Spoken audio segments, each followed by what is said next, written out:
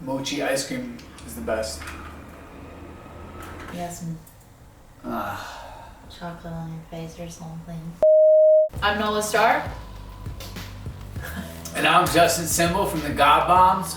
Please subscribe to our channel, hit the bell icon for notifications. We do music reviews and we also release our own music. Our latest music video, Tie Me Up, is out now. We're excited because today the Smashing Pumpkins legendary 90s alternative rock. I love you, Billy Corgan. There's so many ways you can categorize them depending on the album, but they just released their new album, Cyr.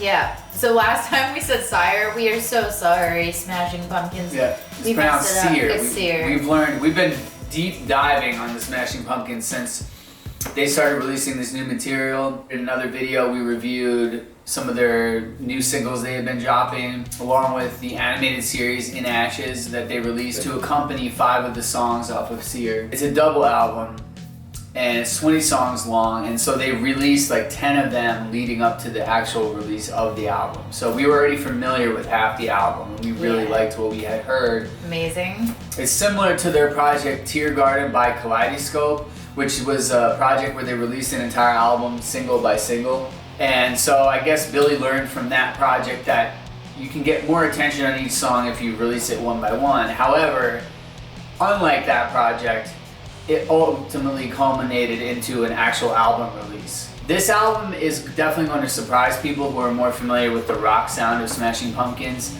and were expecting something more of a throwback. This seems like a full-on immersion in this sort of clean electronic synth pop. They seem to keep the Smashing Pumpkins sound, but kind of time travel it to modern times. And I think that they've done that throughout their growth as a band. And it's something that I can really appreciate them, where they don't seem to lose themselves and change themselves to fit what's current, but they can bring themselves and update with what's current. They basically took all the fuzzy guitar and real drums and bass and all that they were known for and kind of translated it to electronic sounds and instruments. Yeah, and I think it sounds really, really awesome.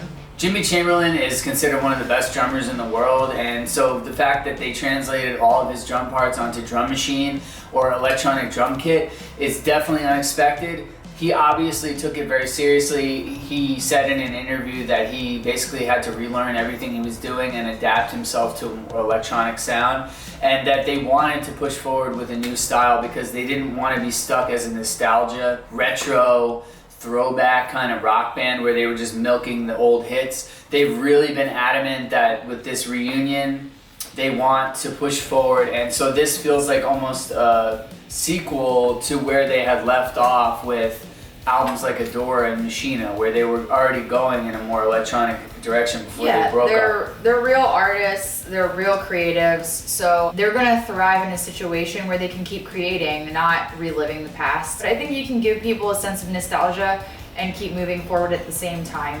And I think Smashing Pumpkins has been able to accomplish that eloquently throughout their career. The first album they did since they reunited the full band, minus the original bassist Darcy, was Shiny and Oh So Bright Volume 1. That album was very lean and mean. It had 8 songs on it. It was produced by Rick Rubin. And Cyr is marketed as part 2 of this trilogy, Shiny and Oh So Bright, but really sounds nothing like part 1. This one excited me more. The singles on this album, like Color of Your Love, Cyr, the title track, Confessions of a Dopamine Addict, Ramona, Very catchy. the song Wyttch, all those kind of grabbed me more because they had some darkness to them that I felt like was really lacking on Shiny and Oh So Bright Volume 1. I also love Purple Blood. Purple Blood is really good. Obsessed. Yeah, I mean, the main takeaway for me was that they did a complete 180 from Shiny and Oh So Bright Volume 1. The only common thing really is the artwork. Beyond that, it's a complete transformation of their sound. If someone was looking for like the Smashing Pumpkins comeback album that was like a heavy rock album that was going to recapture the glory, I think Zeitgeist, which was the first album that was released when Billy resurrected the Smashing Pumpkins name, I think that is the go-to album for that kind of a sound. Cyr is definitely them continuing on a journey as a band that's active rather than sort of having nostalgia or revivalism as the main motivation. I just think it's awesome that they're creating without some like fear-based intention behind it. I think anyone that has anything negative to say about the album might just kind of want to live in a sense of nostalgia, and that's okay. But that's why those albums are there. You can go back and listen to them. Yeah, I think the main criticism someone would have for this album was probably answered by other albums. So that you have to kind of take Cyr as its own entity. It is not a rehash, it's not a revival. No, it's picking up where they left off and starting a whole new chapter. My main drawback on this album is I think a lot of the songs sound very similar. So while we were really excited about the first 10, I don't think that any of the other ones that we heard later really were a game changer. A lot of it was in the similar kind of mid-tempo style, similar instrumentation. Tyger. There's like 3 or 4 really, really great ones, I thought. There were definitely like a couple towards the end that I kind of zoned out, but I want to listen to it again because it could also just be all the holiday food. It's a lot to digest too. I mean, for me, it took days. Like Confessions of a Dopamine Addict is probably my favorite of the new stuff, and it took a while to really process that song. Other ones that stood out to me, Anno Satana, Year of Satan. Minerva, I thought that was cool that they made a song like that. Deftones has a song named Minerva. Also, another thing that I think makes this album difficult. Symbology, there's a lot of symbology there, which I really appreciate actually. The lyrics are very... Even in the animated series, there's a lot of like symbology in it, which I think is really, really cool. The lyrics are very dense and esoteric, and there's a lot of occult symbols, tarot references, there's references to Greek mythology. There's a lot of references to the sun. We know that Billy is religious and does have a spiritual background, especially lately. So I think he's bringing that into it in a really fun, interesting way.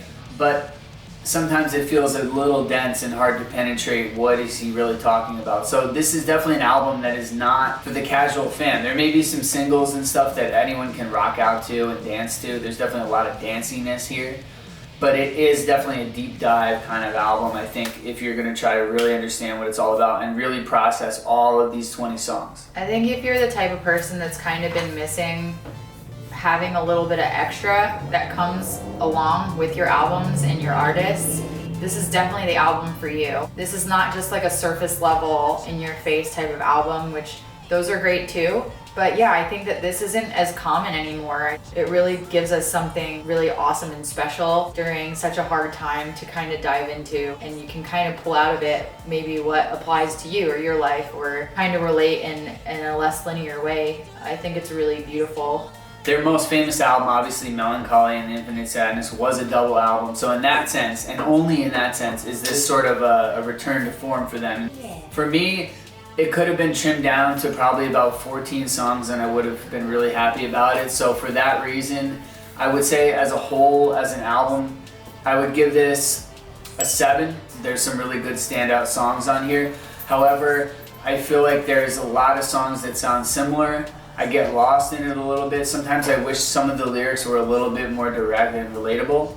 And I feel like the song Wyttch gives me a taste of what it would have been like if there was a little bit more of a rock element here. And I want more of that rock element sometimes. Sometimes it feels a little bit clean and empty to me. I missed a little bit of that grit. It's definitely its own thing in terms of the production. There's definitely songs that I super, super identify with. Like I said, there's like a couple songs towards the end that it was getting hazy, but there's definitely ones that still really popped out in my mind. And I'm really excited to go back and dive into them. I am really excited to just hear what they bring forward after this as well. They are re-releasing Machina discs 1 and 2 as the proper conceptual double album that it was always intended to be, which is very exciting to me. I have fallen in love with the Machina universe retroactively. I've been listening to all the demos, so I'm glad that they're going back there and releasing it as a double album as it was originally intended to be. And they're also releasing a proper sequel to Melancholy and Machina. It will be the 3rd installment of that story. So they have a lot going on. For those who are like not into this sort of electronic direction, this clean electro pop kind of thing they did with Cyr, there's a lot more stuff coming on the horizon. It's a really exciting time to be a fan of Smashing Pumpkins. Yeah. We're so glad that they're back and we're really excited to see what they do next. And also, if you haven't looked at any of their interviews as of late, I would totally go back and watch some of the interviews with Billy and the other members of the band. I watched an awesome interview. It was a little old. It was with Joe Rogan. It was like 2 hours long. It was with Billy, and it was one of my most favorite interviews I've ever watched. And there was an awesome one that I just recently watched with Jimmy and a Metalhead channel. If you want to be a little more open to this album, watching those I think could make you a little more open in that way, because they have a lot to say and they're really, really intelligent guys. Yeah, the Smashing Pumpkin universe is very sprawling. There's a lot of music to digest. It's kind of complex and complicated, just like the band is. There's a lot going on, just like Cyr is. There's a lot to digest, there's a lot happening, and sometimes it's not always clear right away, so you have to kind of really dive in. And I am, for one, I'm glad that we have taken the time to really dive in and fully understand what's going on in the Smashing Pumpkins universe. And we're so excited that this legendary band is not only back, but they're back and they're creating full force just like they were in their heyday. So it's a really exciting time to be a fan of them. There's a lot of stuff coming out. Stay tuned for what's coming next with the Smashing Pumpkins, and stay tuned on our channel. Like and subscribe. Check out our latest music video, Tie Me Up. Hit the bell icon for notifications, and we'll see you guys soon.